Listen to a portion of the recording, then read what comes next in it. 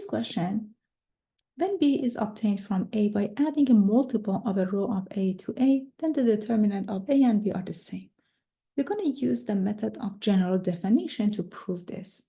Consider matrix A as a general matrix, which is denoted by A sub 1 and 1, A sub 1 and 2, A sub 1 and 3, and A sub 1 and n.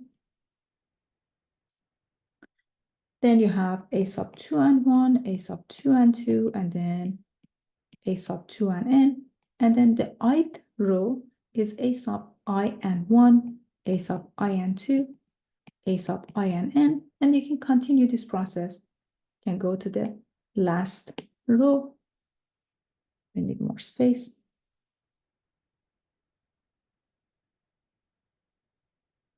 These are all entries in between. A sub n and 1, A sub n and 2, the rest of the entries, and A sub n and n. So what I'm going to do, I'm going to multiply one of the rows by C and add it to this row. So let us multiply.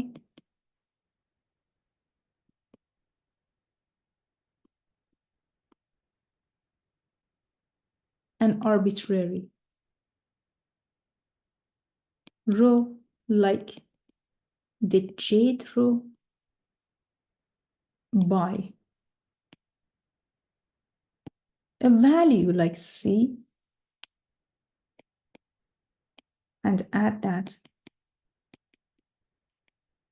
to the ith row. So let's see what happens here. Let me move to the next part. I'm going to copy down some of the entries and I need more space. Okay.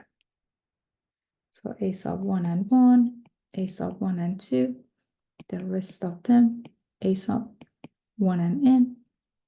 I'm not going to write down all of these entries. So here you get A sub I and 1 plus C times A sub j and 1. Then A sub I and 2 plus C times A sub j and 2, the rest of the entries. And then we have A sub I and n plus C times A sub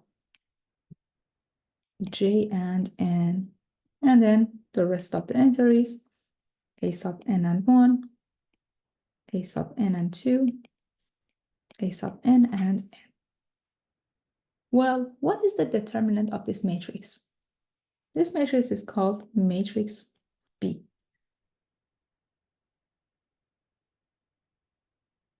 Let me write a very simple example for you here so you see what are we doing.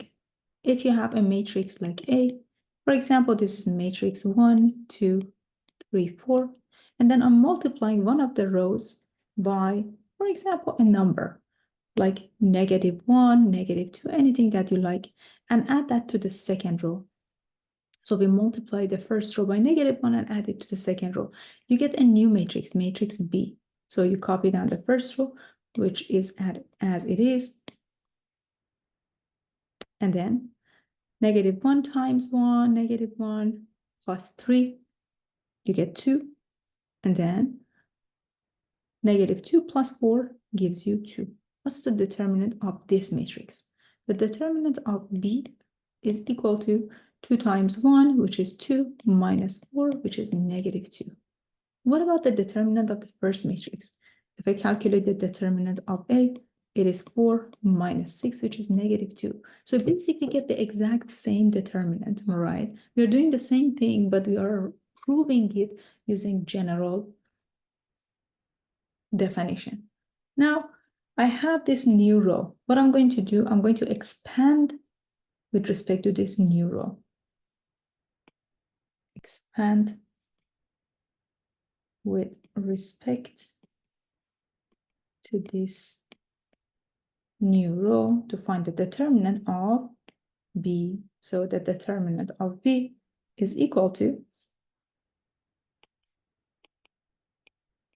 Here we have A sub I and 1 plus C times A sub j and 1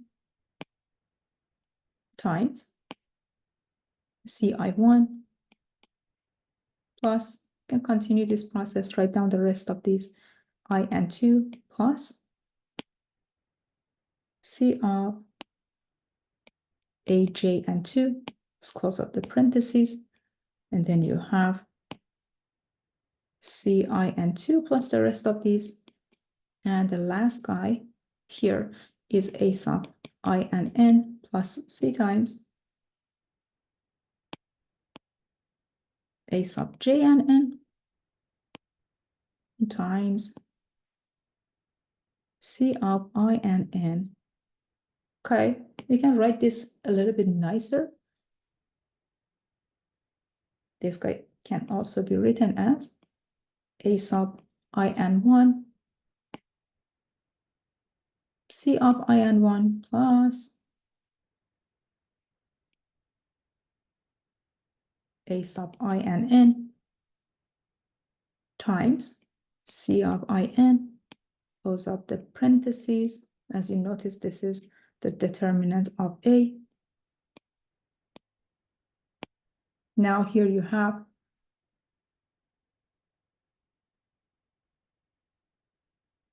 C times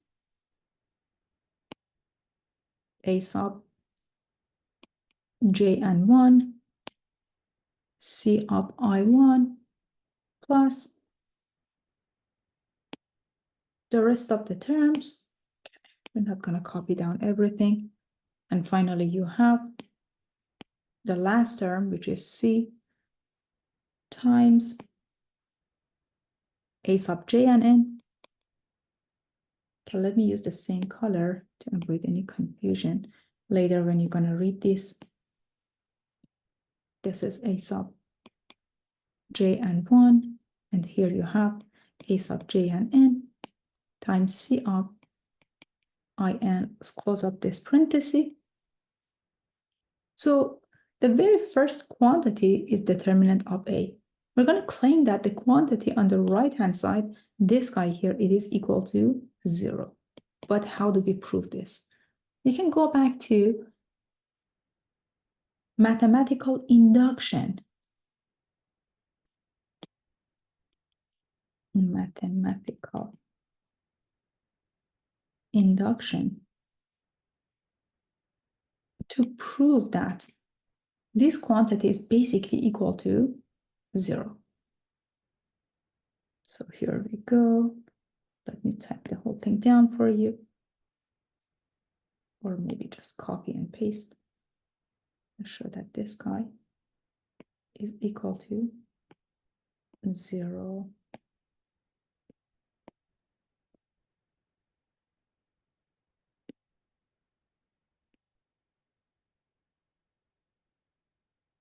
Yn is equal to 0. So by the method of mathematical induction, let us assume n is equal to 2.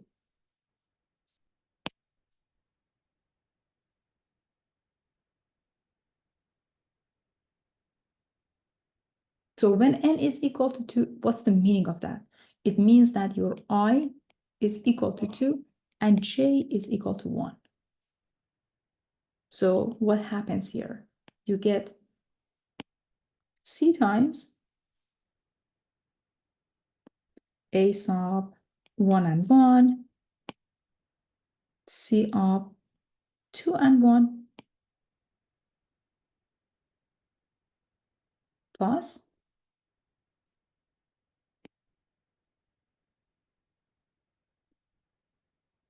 C times 1 and 2 times C of 2 and 2. So this is basically the case that you have a 2 by 2 matrix, am I right? Here you have your, in this n equals to 2, you get this matrix. A1 and 1, A1 and 2, C of A1, 1, and C of A1, 2. So in this case, if you calculate the determinant of this matrix, this is equal to determinant of A1 and 1, C times A1 and 2, minus A1 and 2, C times A1 and 1, but these two quantities are the same, so you get the determinant of 0, which is just basically 0.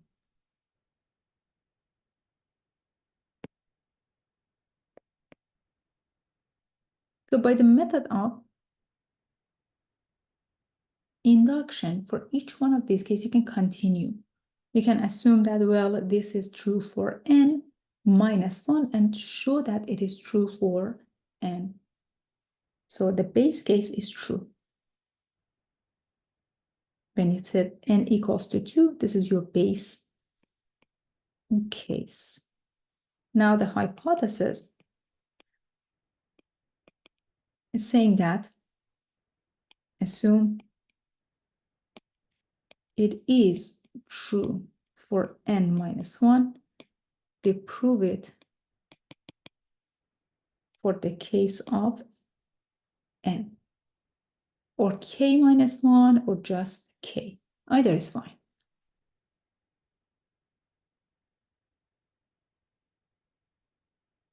So since it's true for n minus 1, the expansion is going to be, since the statement is true for n minus 1, what statement? This is the statement that you're working on, everybody. This is the statement that's saying that, hey, this combination is equal to 0. We show it for the base case, n equals to 2. Now we are saying that, hey, suppose it is true for n minus 1. It means that if you substitute n minus 1, this combination is equal to 0, right? So it means that C times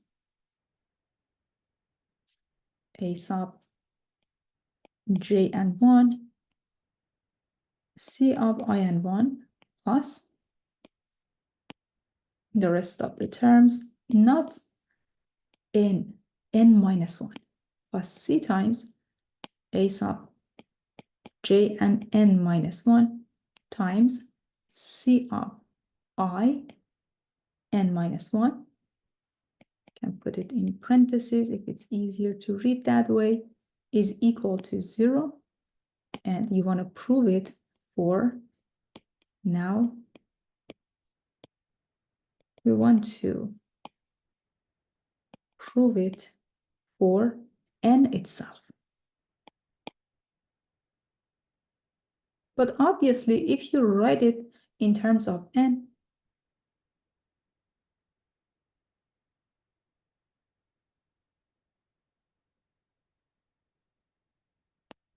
if we expand along any row different from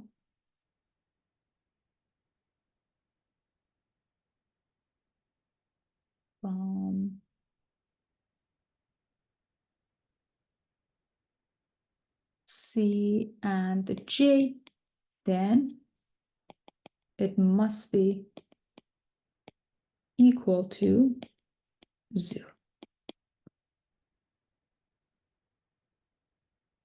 Why is that? Because the hypothesis here says that expanding along any row, as long as you have n minus 1, it gives you 0. The combination must be equal to 0. This combination is just expansion.